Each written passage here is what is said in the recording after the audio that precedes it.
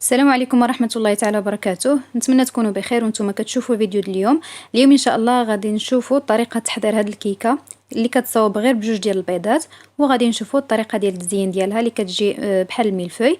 نبداو على بركة الله. بالنسبة للمكونات غنحتاجو كاس ونص تقريبا ديال الدقيق، كاس مع مرش ديال الزيت، كاس قل ربع ديال سكر سنيده، ياغورت تقدروا ديروا طبيعي اولا دفاني اولا اللي كان عندكم متوفر، خميره الحلويات ديال 15 غرام و فاني، جوج ديال البيضات. وغادي نبداو على بركه الله. اول حاجه غادي ندير جوج ديال البيضات، غنزيد عليهم قبيصه د الملحه وسنيده كيف ما كتشوفوا كاس قل ربع تقريبا. غادي نخلط المكونات مزيان. تقدروا تستعملوا الطراب الكهربائي او اليدوي.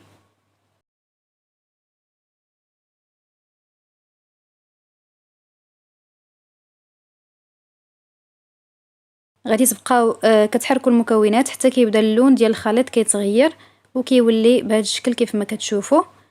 عاد غادي نبقى نزيد الزيت. بالنسبه للزيت غادي نزيدها غير شويه بشويه وغادي نحرك كل مره، نزيد شويه ونحرك.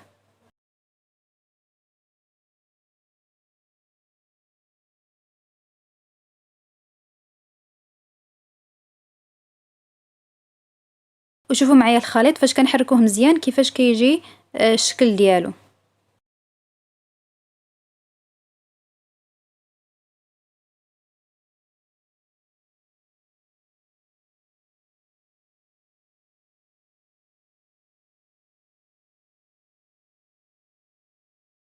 غادي ندير الكميه اللي بقات من الزيت وغادي نحرك مزيان.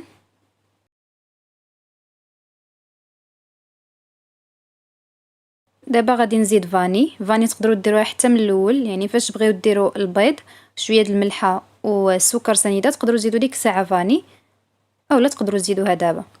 غادي نزيد ياغورت ديال 110 غرام تقريبا وغادي نحركوا المكونات.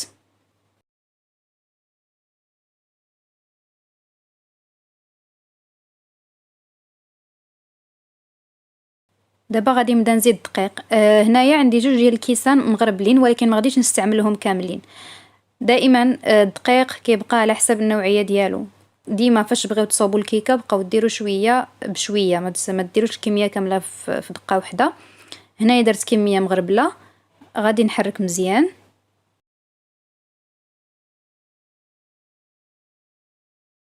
وغادي نزيد كميه اخرى من الدقيق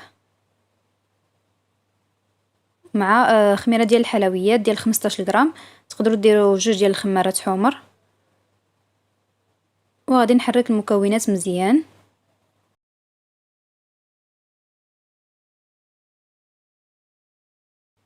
هنا كيف ما كتشوفوا معايا الخليط بدا كيتقال. ما غاديش نزيد دابا الدقيق بركه، هاد الكميه جاتني كافيه. ولكن الخليط ما خصوش يكون ثقيل بحال هكا. دابا غادي نزيد عليه عصير الحامض باش كيخفف، واصلا الحامض كيخصو يجي في هاد الكيكه. تقدروا ديروا الحامض طري، ما كانش عندكم تقدروا تستعملوا بحال اللي استعملت انا. وغادي نحرك المكونات وكيف ما كتشوفوا هذا هو القوام ديال الخليط اللي خاصنا نحصلوا عليه. ما خاصوش يكون ثقيل بزاف وفي نفس الوقت ما يكونش خفيف بزاف.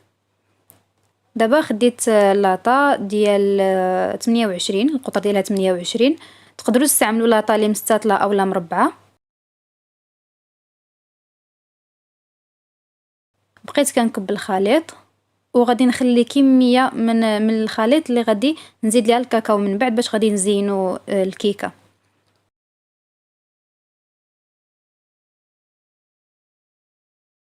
الا بغيتوا الكيكه تجيكم عاليه اكثر فتقدروا ديروا مول او لاطا اللي يكون القطر ديالها اقل.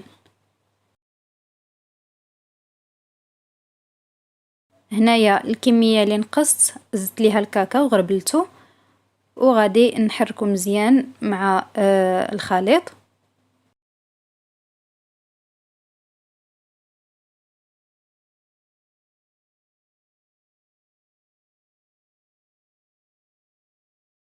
حتى كينسجموا مزيان.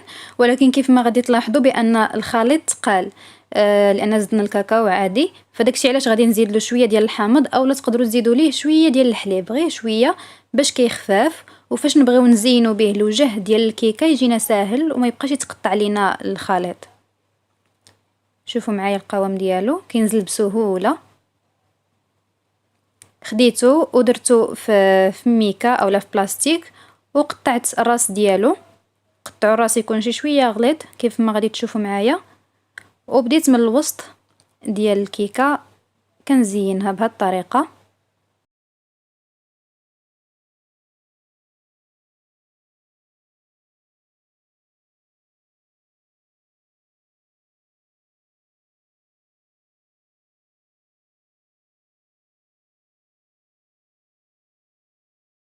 غادي نبقى ماشيه بنفس الطريقه كيف ما كتشوفوا حتى غادي نساليها كامله. ومن بعد غادي ندوزو للمرحله الثانيه من التزيين.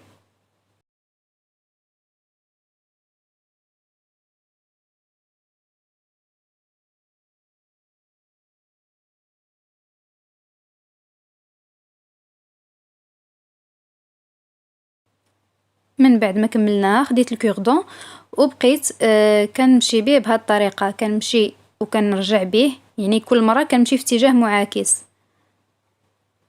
الفيديو راه كيوضح الطريقه باينه بزاف وسهله، وفي نفس الوقت كتعطي منظر زوين بحال ديال الملفوي.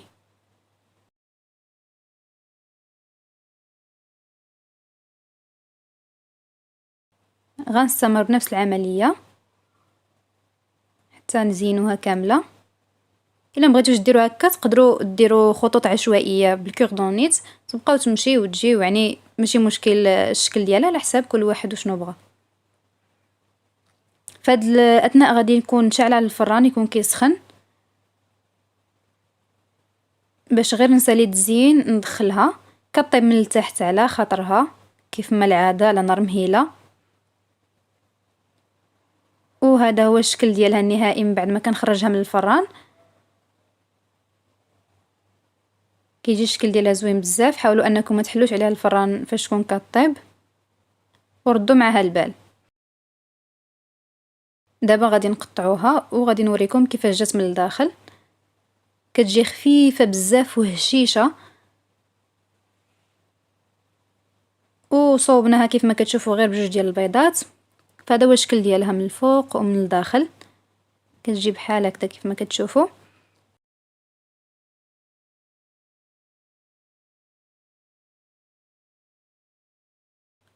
وانتم غادي تشوفوا معايا التقطيعه غادي تعطيكم الخبر على الفتاوى ديالها. نتمنى الفيديو ديال اليوم من الاعجاب ديالكم وانكم تجربوا الوصفه. شكرا على المتابعه.